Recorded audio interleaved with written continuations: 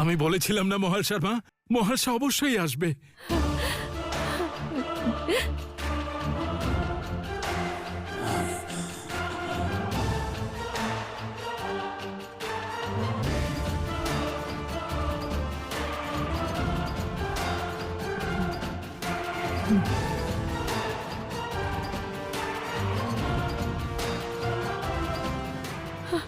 মহালসা, মহালসা, কোথায় চলে গেছিলিস তুই? তোর চিন্তায় যে আমার দম বন্ধ হয়ে আসছিল মা। তুই তো আঘাত পেয়েছিস আমার কন্যা।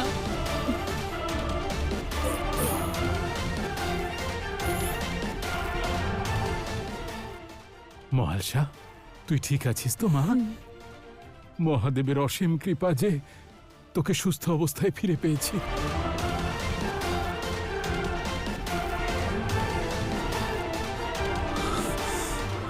অসম্ভব। মহালসা, পুত্রী তুমি ঠিক আছো তো? এই আঘাত?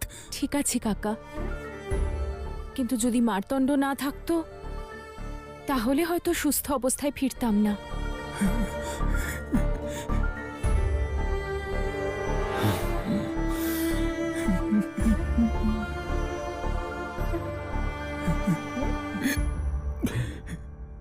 কি হয়েছিল মহালসা?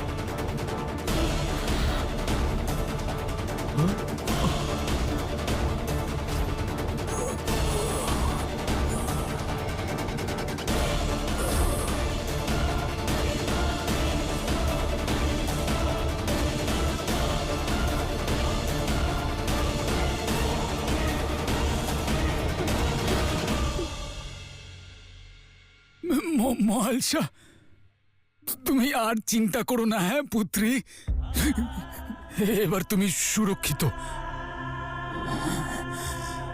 তোমার মল্ল কাকার মণি কাকা বেঁচে থাকতেও তুমি এমন বিপত্তির সম্মুখীন হলে, তুমি এত সংকটের সম্মুখীন হলে, এর জন্য আমি ক্ষমা প্রার্থী পুত্রী। তুমি চিন্তা করো না। যে দুষ্টের পরিকল্পনায় এই ঘটনা ঘটেছে সেই দুঃসাহসীকে আমরা ঠিক খুঁজে বের করব আর তাকে অত্যন্ত কঠোর শাস্তি দেব আমরা, দেখো। তাই না দাদা?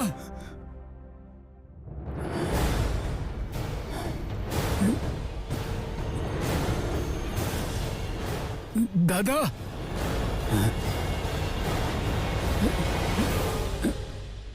দাদা, আমরা শাস্তি দেব তো ওকে? হ্যাঁ হ্যাঁ, নিশ্চয়ই। কঠোর শাস্তি দেব তাকে। এই হ্যাঁ, শাস্তি দেব।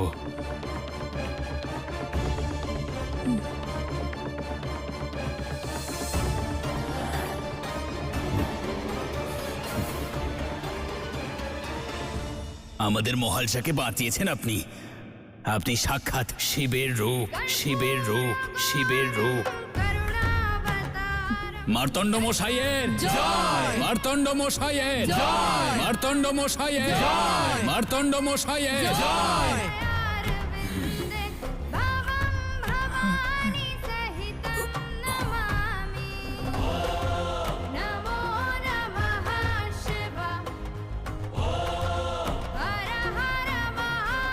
মার্তণ্ড মশাইয়ের জয়! মার্তণ্ড মশাইয়ের জয়! মার্তণ্ড মশাইয়ের জয়! মার্তণ্ড মশাইয়ের জয়! মার্তণ্ড মশাইয়ের জয়, মার্তণ্ড মশাইয়ের জয়, মার্তণ্ড মশাইয়ের জয়, মার্তণ্ড মশাইয়ের জয়, মার্তণ্ড মশাইয়ের জয়, মার্তণ্ড মশাইয়ের জয়, মার্তণ্ড মশাইয়ের জয়, মার্তণ্ড মশাইয়ের জয়, মার্তণ্ড মশাইয়ের জয়, মার্তণ্ড মশাইয়ের জয়, মার্তণ্ড মশাইয়ের জয়, মার্তণ্ড মশাইয়ের জয়।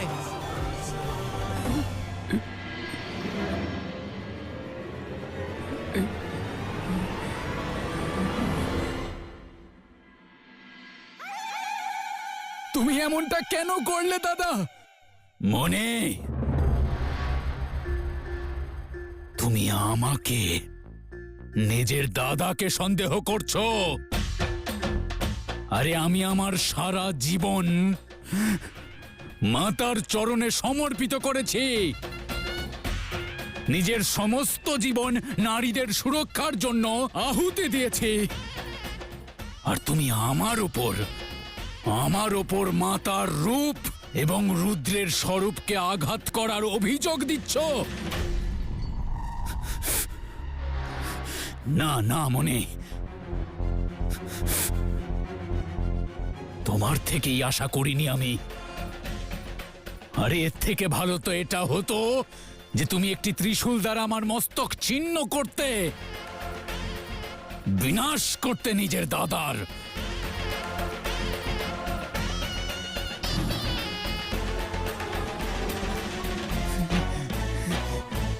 দাদা, এসো দাদা। যদি তোমার মনে ছলনা নয় চিন্তা আছে, শত্রুতা নয় ভক্তি আছে, তাহলে শপথ করো, তুমি শপথ করো আর বলো যে আমাদের ভ্রাতুষ্পুত্রীর সঙ্গে যা হয়েছে তার জন্য তুমি দোষী নও। শপথ করো আর বলো যে মার্তণ্ড আর মহালসার এই দুর্গতির জন্য তুমি দায়ী নও দাদা।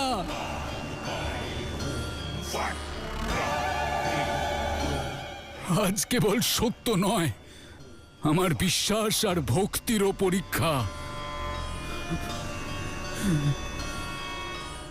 তাই যদি তুমি নির্দোষ হও তাহলে শপথ করো দাদা। তোমার ভক্তি আমাদের একমাত্র শক্তি মনি।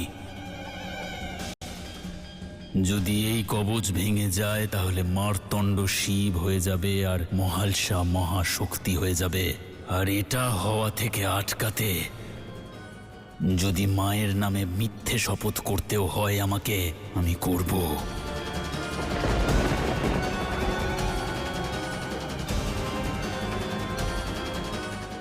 আমি মাতার পরম ভক্ত মল্ল মা কালীর সম্মুখে এই শপথ করে বলছি যে আমার ভ্রাতুষ্পুত্রী মহালসার সঙ্গে যা কিছু হয়েছে তার পেছনে আমার কোনো ষড়যন্ত্র ছিল না।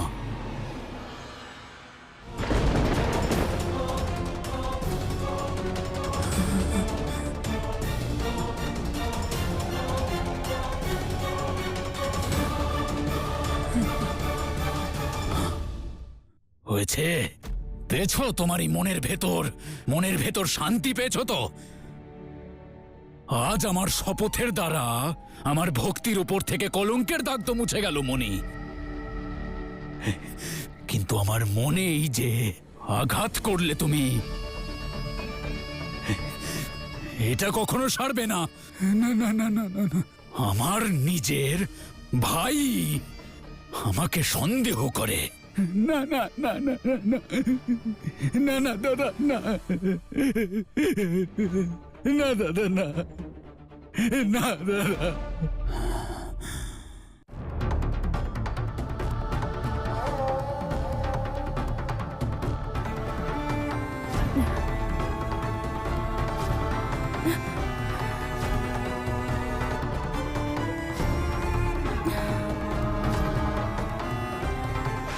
মার্তণ্ড!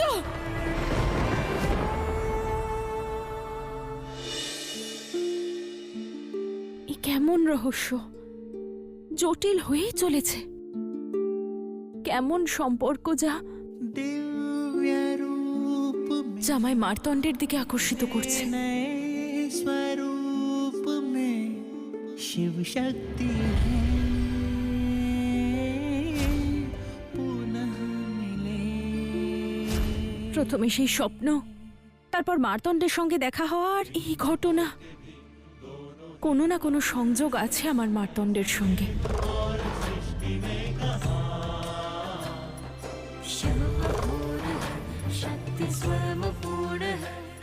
বহু যুগ পুরনো সম্পর্ক, কিন্তু কি সম্পর্ক, কেন?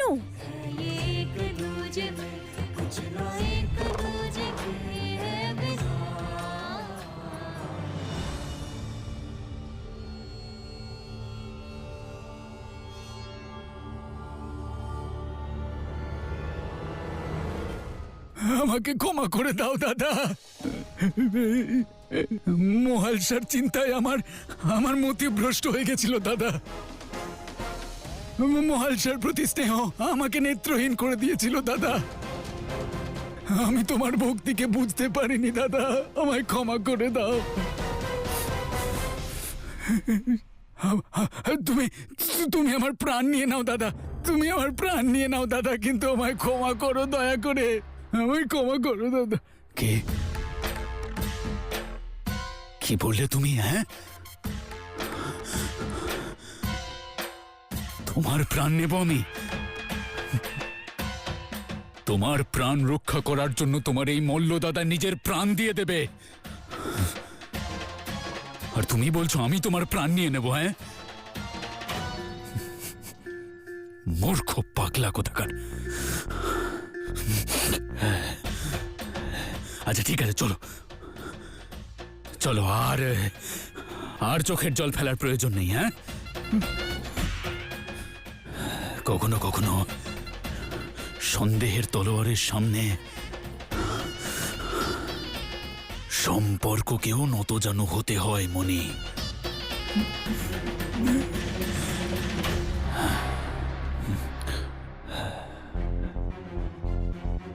ক্ষমা করেছি আমি তোমাকে অনেক আগেই, কিন্তু হ্যাঁ, এই সন্দেহ তোমারই অন্তিম সন্দেহ ছিল নিজের দাদার প্রতি।